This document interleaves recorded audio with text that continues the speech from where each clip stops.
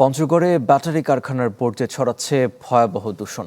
অভিযোগ রয়েছে অ্যাসিডযুক্ত পানি খেয়ে মারা যাচ্ছে গবাদি পশুসহ পুকুরের মাছ। বিষাক্ত ধোঁয়ায় নষ্ট হচ্ছে গাছপালা, পরিবেশ, যা দ্রুত সরানোর দাবি স্থানীয়দের। কারখানা থেকে বের হওয়া এসিড, সীসা ও অন্যান্য রাসায়নিক বর্জ্য ছড়িয়ে পড়ছে আশপাশের জমি ও জলাধারে।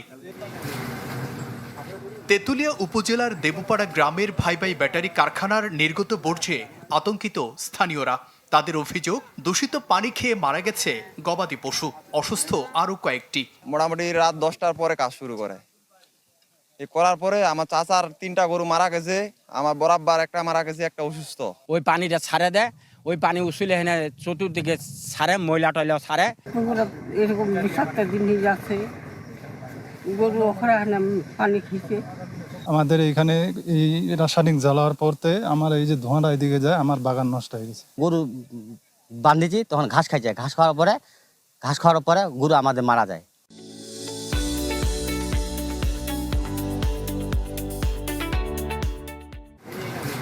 স্থানীয়দের দাবি, স্থানীয় ছাত্রদল নেতা সুমন রেজার ছত্রছায়ায় গড়ে উঠেছে কারখানাটি।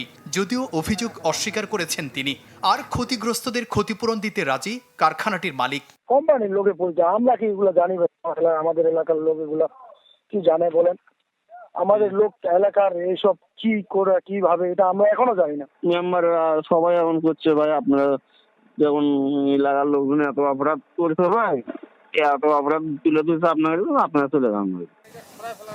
স্থানীয়দের অভিযোগের পর কারখানা সহ এলাকা পরিদর্শন করেন পরিবেশ অধিদপ্তরের কর্মকর্তারা। জানান, নেওয়া হচ্ছে আইনি ব্যবস্থা। সব রকম যে মামলা বা অন্যান্য বিষয়ের জন্য আমরা সুপারিশ দিয়ে দেবো। যদি আমাদের ঊর্ধ্বতন কর্তৃপক্ষ মামলার করতে দেয়, আমি যে সব নামগুলো অ্যাড্রেস নিছি, আমরা প্রয়োজনে মামলা করে দেবো ইনশাল্লাহ।